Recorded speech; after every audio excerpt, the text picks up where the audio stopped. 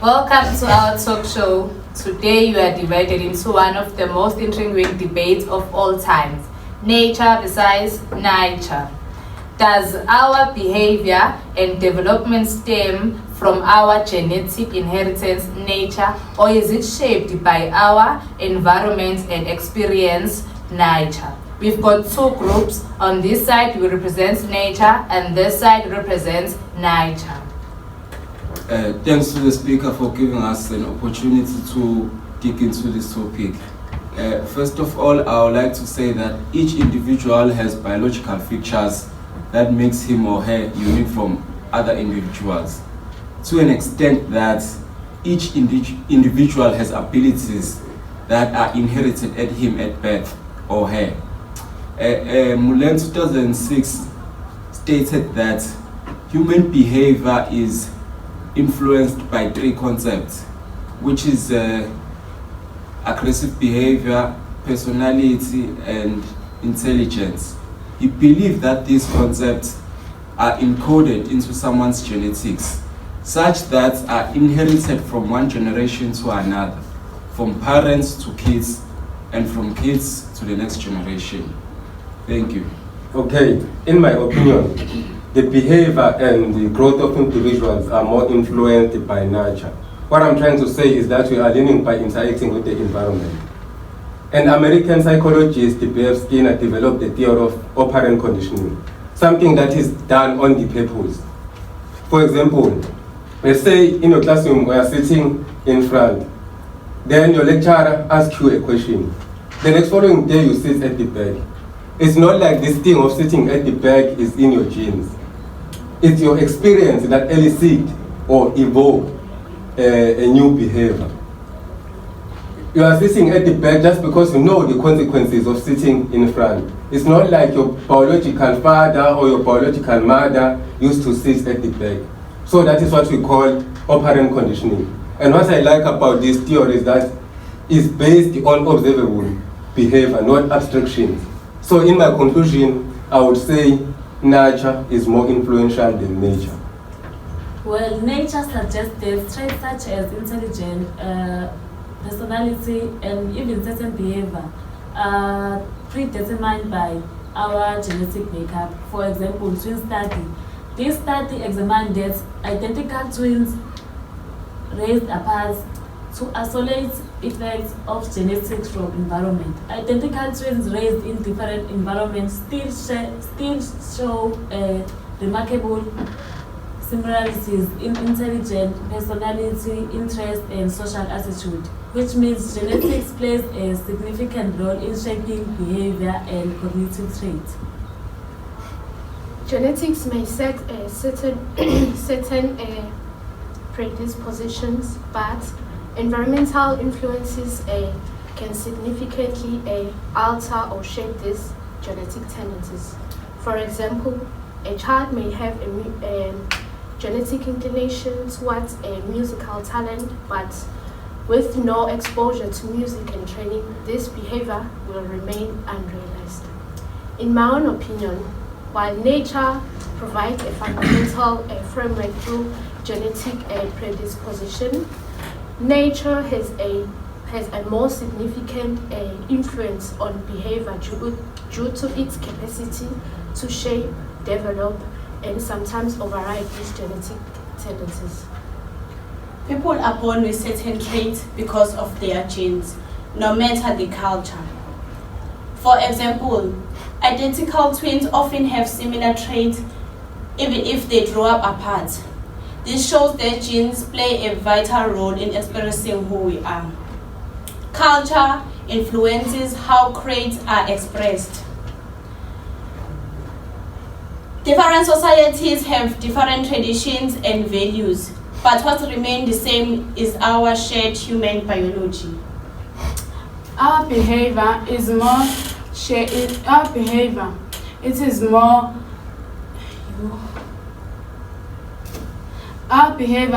influenced by our culture, by shaping environmental experience and interaction. The culture influences how parents raise their children. I believe that I believe that culture's influence on nature is more, it affects how we grow and how we learn more than individual development.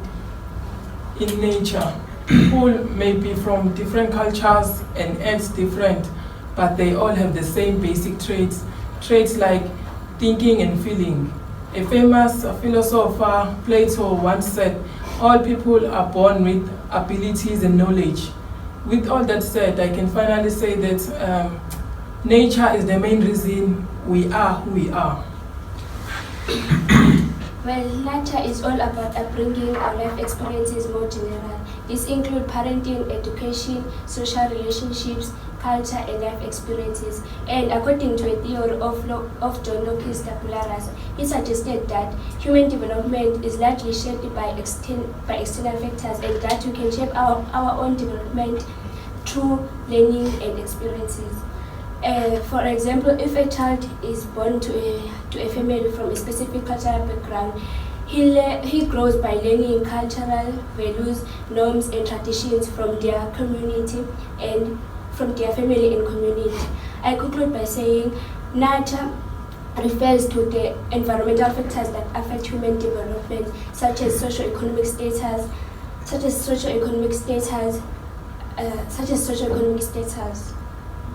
Okay, nature is a genetic trait that influences one's behavior. There is no way that environment will shape the behavior of an individual. For example, our behavior are shaped by our gene, like albinism. Albinism, we get those genes we got from our parent. There is no way that environment can change a person who wasn't born albinism, 12 albinism. As there's a saying in Isizulu that says, that we take from our parent. Thank you.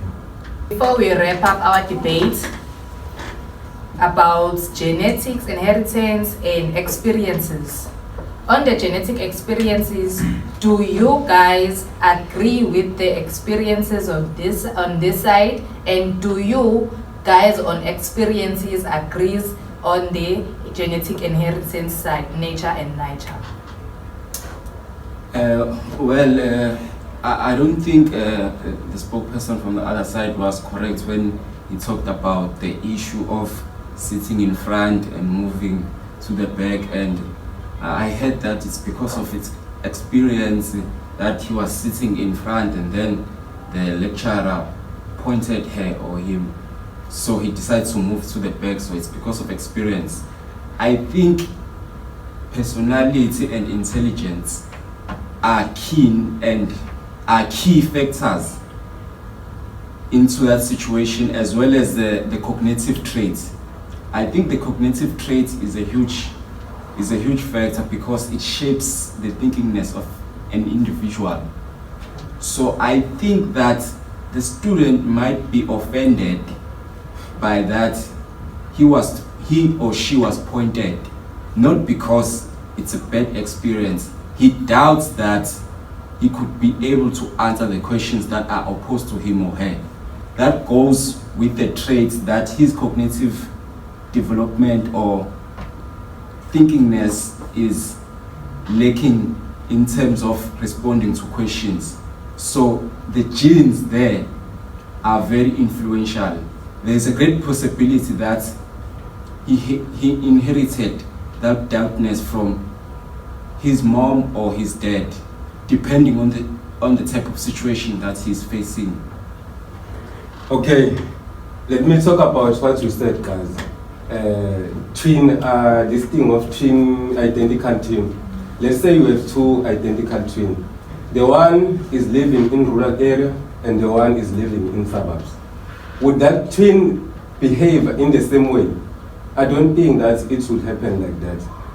So that is why we are saying nurture is more influential than nature. Because these twins won't behave in the same way if they are grown in different areas. Okay, it's clear that both nature and nurture plays a crucial role in shaping who we are. Both forces work together in a unique way to form our behavior and growth. Thank you for joining us in exploring these fascinating debates. Thank you. Nadia.